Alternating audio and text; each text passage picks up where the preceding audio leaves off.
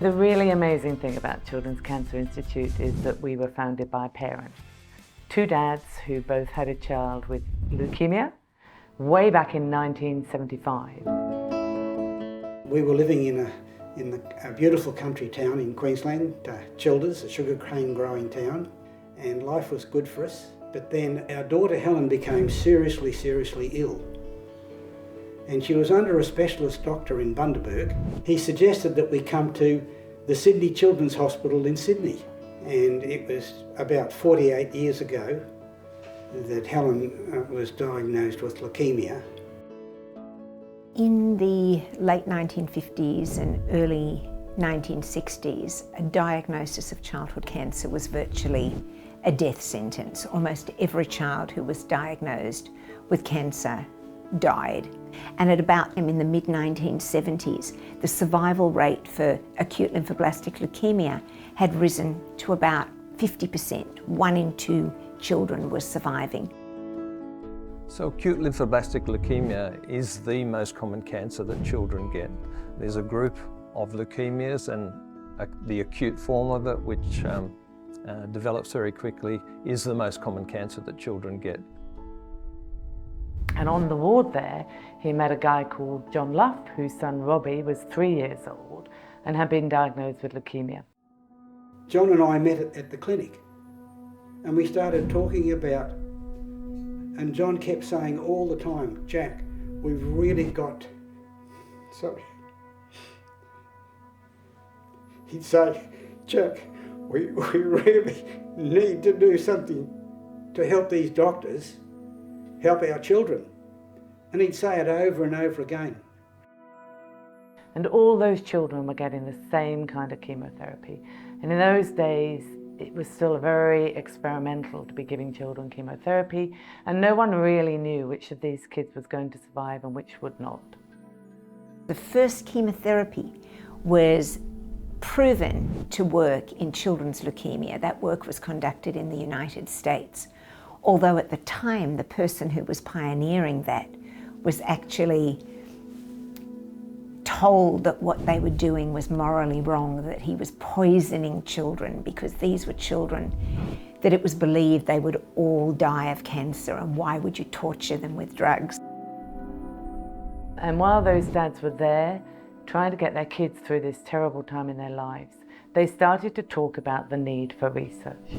They started to talk about the fact that in Australia we actually had no research dedicated to children with cancer. As it happened, they were both members of the Apex Foundation. John was a member of the Apex Club of Wollongong, and I just happened to be past president of the Apex Club of Childers. They went back to their clubs, in particular the club in Wollongong, which is where John Luff was from, and they talked about the need to raise funds because they had this vision. Anyhow, at that time, an agency called the John Singleton Advertising Agency decided to take us on board at no cost.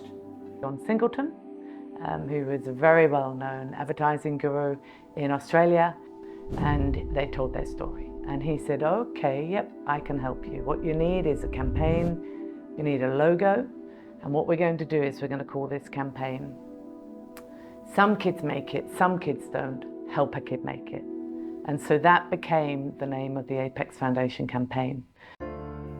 But one of the most other amazing things that happened in 1976 was we came from the country, right? We travelled 1,000 kilometres to the city. Fortunately, we were able to stay near the hospital and stay the 3 years.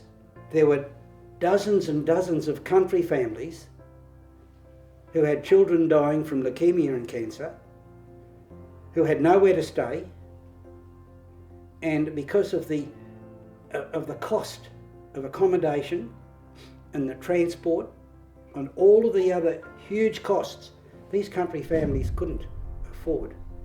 So a number of country families made the decision. Their child probably wasn't going to survive anyhow, but they made the decision to take the child home to die. On one of my flights home to Childers, and this fellow sat down beside me, And he said, "Hi." He said, "My name's Ralph Hunt. Do you want to have a chat?" So I told him on that flight all about it. Guess what? He became the Federal Minister for Health. And I got a phone call in February of 1976. It was from Canberra. And it was Ralph Hunt on the line. And he said,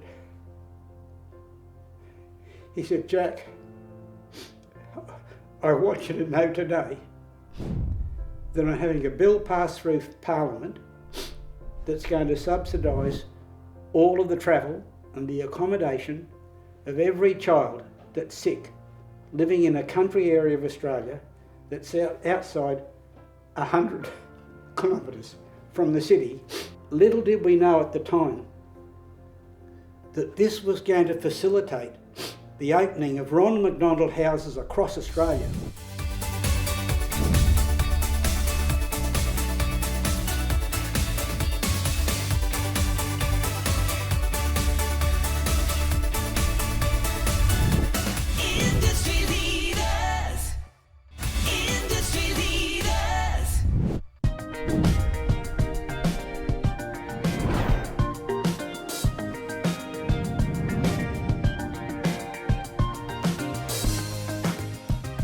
There was a member of the Wollongong Apex Club, the late Doug Maloof, and he's famous worldwide. And Doug Maloof put this training book together. And so they trained themselves in public speaking, and every Friday night they went to Sydney Airport and they travelled all around Australia each weekend presenting to Apex clubs to get them on board with the campaign. And we convinced the regional convention to raise these funds to build a research centre. And then we went to the national convention. Sorry.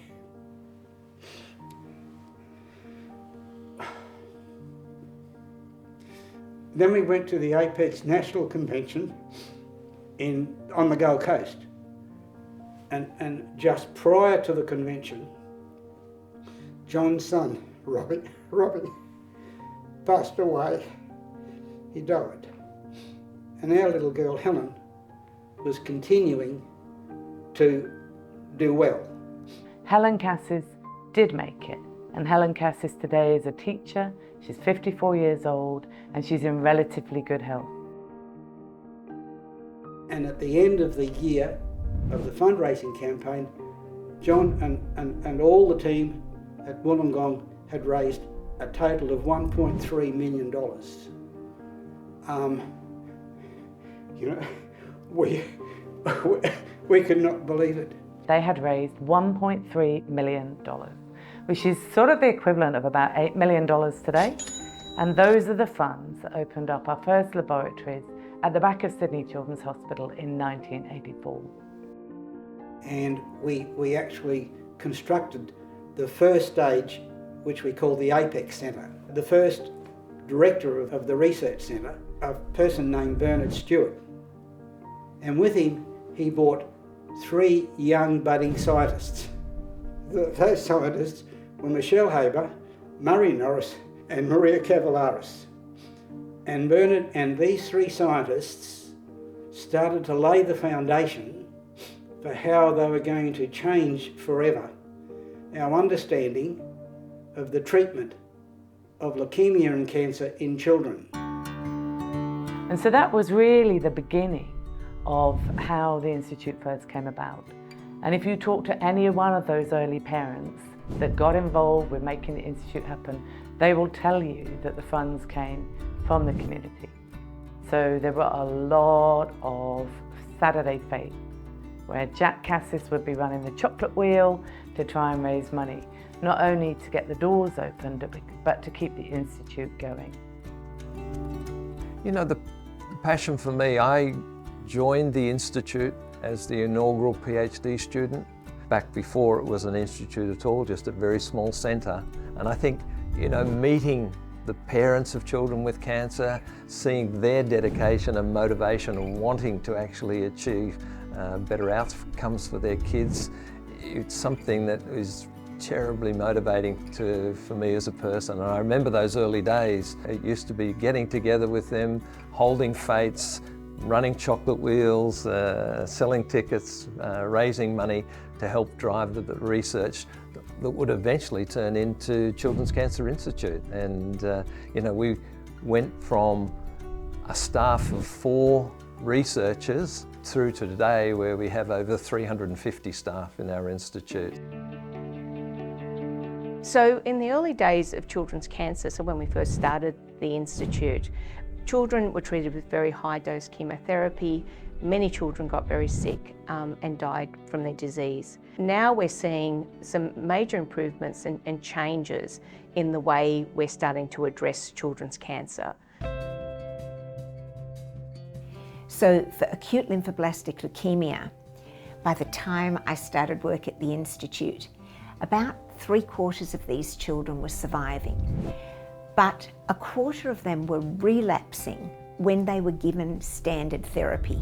Although in treating these children you could get the majority of them into remission, in other words, no clinical signs of their disease at all, nevertheless a proportion of them, back in those days it was 1 in every 4 children, were going on to relapse, and that relapse may be some years afterwards.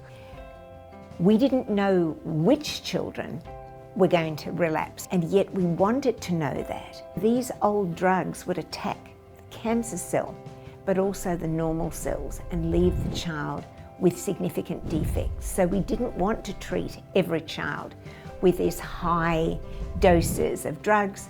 We wanted to know which ones to target. That was the reason that we then were embarked on that program of minimum residual disease in order to have a very sensitive technique that can pick up these very small numbers of leukemia cells. Michelle Murray and I were the first to develop a test called minimal residual disease testing. That back when we started working on this nearly 30 years ago, many of these children were relapsing and dying of their cancer. So we began a project to use molecular genetic testing that could measure the presence of 1 leukemic cell in 1 million normal cells in a child's bone marrow after the first 5 weeks or 12 weeks of treatment. That will enable us to find those children who are not responding to the treatments that we're giving them well enough, and to change their treatment really early on. And so we conducted an international clinical trial here at the Institute and in partnership with the clinicians at Sydney Children's Hospital. It was a 10-year clinical trial. It enrolled over 650 children in Australia with acute lymphoblastic leukemia. And at the start of the trial, the survival rates for those children who had high-risk disease, the children who were probably likely to go on and relapse, their survival rates were around 35%. And by the end of the trial, those children with this high-risk disease, their survival rate now was up over 70%. We doubled the survival rate. So at the end of that study, there were more than 50 children alive who otherwise would not have been without our tests that we developed.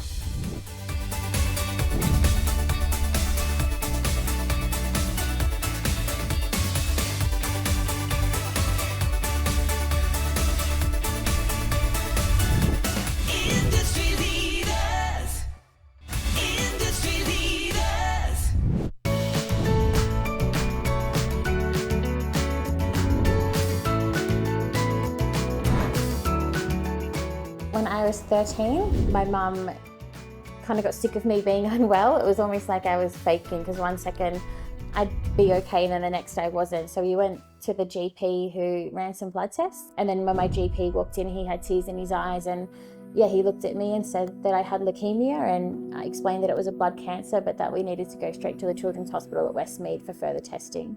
And I was essentially allergic to that chemo, and I had seizures, and I fell into a coma and was rushed up to the ICU. So treatment became a little bit more tricky and different to what the standard protocol would be. So aside from chemotherapy and steroids, I also had radiation to my head and spine to stop the cancer from spreading. So treatment lasted 2 years and 3 days exactly for myself. And another difficult thing has been I'm also going through IVF. So my cancer and my treatments have affected my fertility, and one thing that's never changed is I always wanted to be a mum. And so, yeah. Pushing through, and I'm so lucky to be alive. I'm so lucky that even with my late effects, things could be so much worse. I support the Children's Cancer Institute because selfishly, it's given me a purpose. I am able to give back. I've met incredible families. The warrior families are like everything to me. They give me hope, they push me through. I've had the experience of being able to share my story and connect with other people.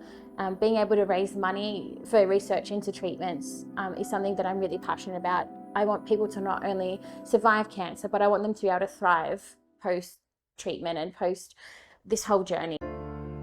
We thought, what if we do this not just for acute lymphoblastic leukemia, but for every child's cancer? And so we worked with the clinicians.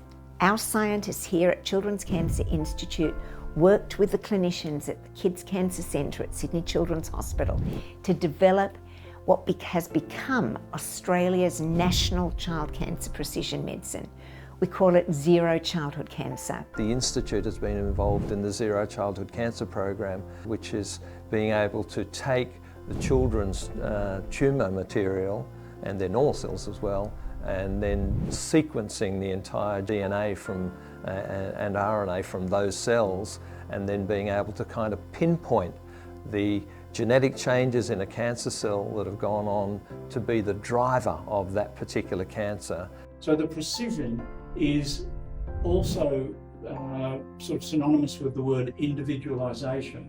So this is taking the patient's own cancer cell to grow the cancer cells in the lab and set them against drugs that may or may not work against those cells, and then giving that information back to the treating oncologist, and they then choose with the families whether they want to use those drugs. Instead of treating a child with a chemical cocktail that is attacking broadly any dividing cells, rapidly proliferating cells, here you're actually targeting the specific genetic driver. And now that's been going since 2015, and there have been some remarkable results there on that. The first demonstration of the power of precision medicine was a little child called Ellie. She was 11 months old. She was in intensive care in Sydney Children's Hospital with a tumour the size of a football in her chest. She was on intensive care. She was on life support because the tumour was so big that it was compressing her lungs and her ability to breathe. She'd had chemotherapy, she hadn't responded, and in the earliest days of the Zero Childhood Cancer program, we were able to do comprehensive genetic profiling of Ellie's cancer. We were able to find and source the drug that could target that specific genetic change. It was a syrup, it wasn't even intravenous chemotherapy with all its associated side effects. Within days, Ellie's condition improved, the tumour started shrinking, she came off life support, she came out of intensive care, and within weeks she was home. Years later, Ellie is now alive and well and at school without side effects, and this is a child who would otherwise have died. The precision medicine program is being rolled out for every child in the country with cancer, not just the high-risk ones, but everyone. And by the end of 2023, starting with all the Australian children with brain tumours, and then for every different type of cancer, by the end of this year, precision medicine will be available to every child in this country with cancer.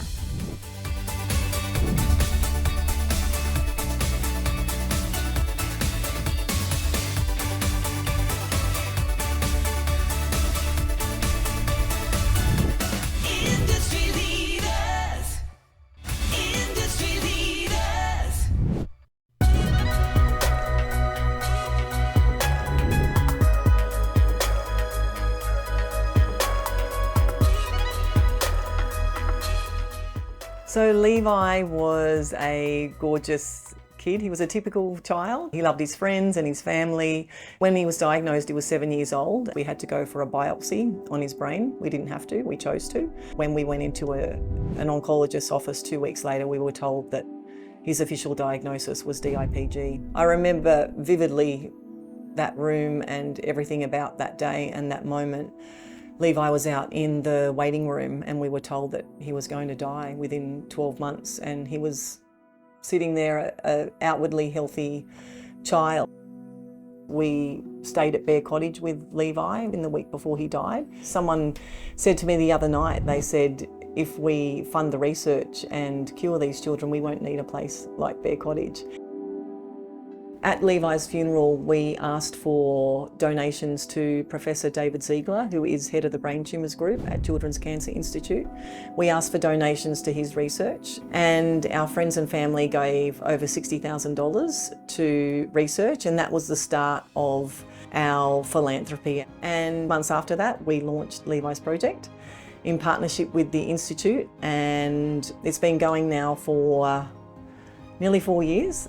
And we've raised $4 million so far, which is incredible to even say those words. That was something beyond our wildest dreams. I remember when we started, we thought we'd love to fund a research scholarship. We've just contributed $600,000 to a CAR T cell therapy trial called Levi's Catch. And we know we're part of making a change for other kids with DIPG. The community support that we have is absolutely critical in driving our ability to conduct world-leading research here at Children's Cancer Institute. Now, the survival rate is above 80% for all children with cancer. For some children's cancers, like acute lymphoblastic leukemia, it's now over 90%. But there are other children's cancers, like some of the worst type of brain cancers, where the survival rate is still 0. And for these children, and for all the other children who are still dying of cancer, this is the research that we need to do.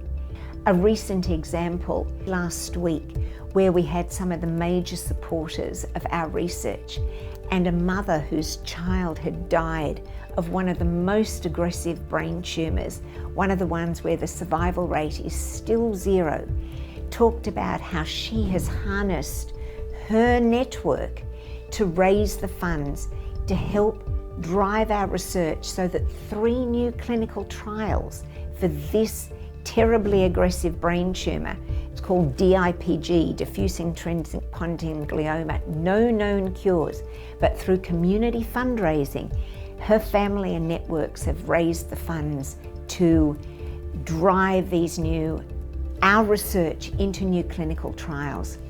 We can have all the best scientists in the world, but without the funds to undertake the research, we will not be able to remain at the international forefront. My hope is that they will walk into an oncologist's office and they are told that they have DIPG, that this is a cancer that we can treat, and this is how we're going to treat it. We really appreciate any support that people can give us, whether that's through volunteering or through themselves donating or themselves fundraising. And the best thing to do is to go to our website, which is www.ccia.org.au,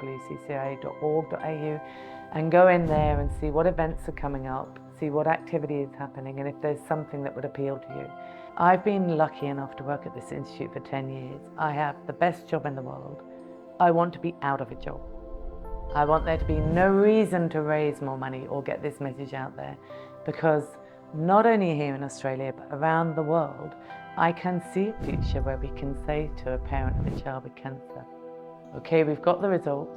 We're sorry to say your child has cancer, but that's okay. We know what we're going to do next, and we've got the treatment we need. He will survive, or she will survive. Some kids make it, some kids don't. Help a kid make it. And right throughout that campaign, I know John would say, well, Jack, he said, our Robbie didn't make it.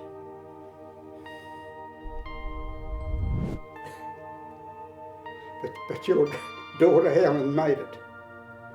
Now, what a legacy young Robbie has left. And his father and his mother all those years ago. Robbie didn't make it, but I'll tell you what, they laid the foundation for the saving of the lives of thousands and thousands of children over the last 40 years. So Robbie's legacy lives on.